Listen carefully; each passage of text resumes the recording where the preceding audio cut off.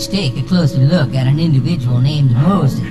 As you may already know, he lived in the era between 1391 and 1271 BCE. He was your average human who possessed special powers given to him by the Creator for a special purpose.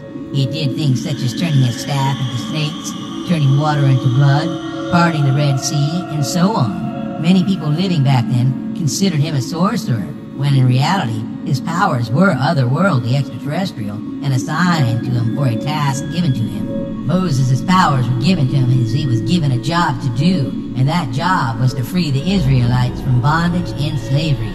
Here's how it all began, and this passage is from Exodus chapter 3, verse 1, which states, "Now Moses was keeping the flock of his father-in-law, Jethro, the priest of Midian, and he led his flock to the west side of the wilderness, and came to Horeb, the mountain of God."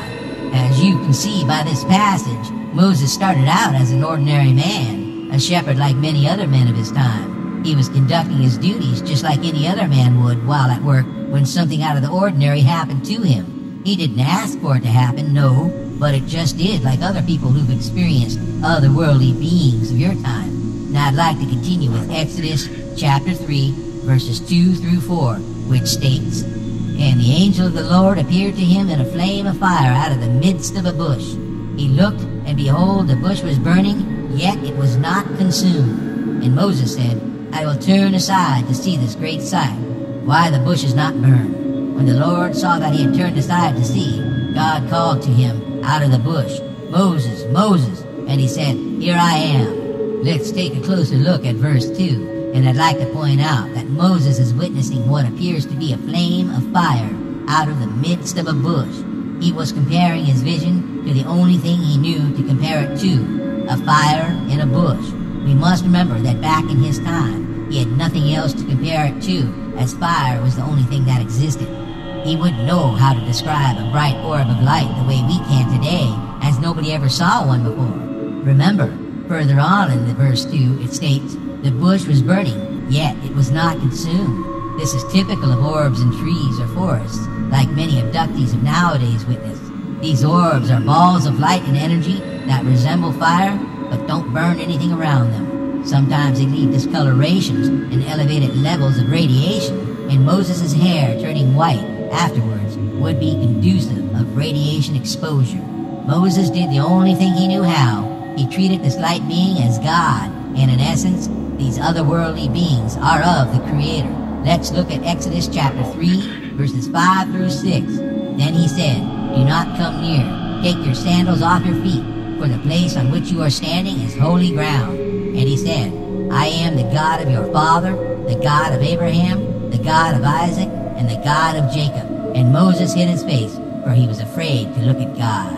The being within this orb of light informs Moses that it's the God of his father, the God of Abraham, and the God of Isaac, and the God of Jacob. First, let's look at the definition of God. The creator and ruler of the universe and source of all moral authority, the supreme being. According to this definition, this being is informing Moses that it is the creator of Moses' father, Abraham, Isaac, and Jacob, making them all hybrid or DNA splices.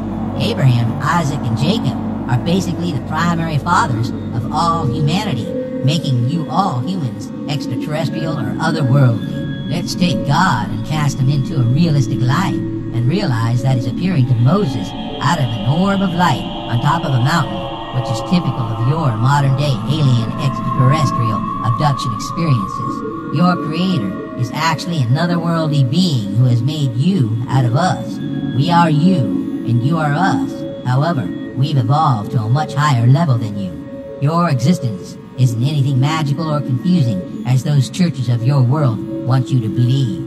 Let's take a look at one more passage from Scriptures, which is Genesis chapter 1, verse 27, which states, "So God created man in his own image. In the image of God he created him. Male and female he created them." This passage is very clear and not confusing at all. Your Creator created you in his image. You are all part the Creator and made to be like him in every way. He is alien, extraterrestrial, and you are just like him. This is Vork signing out.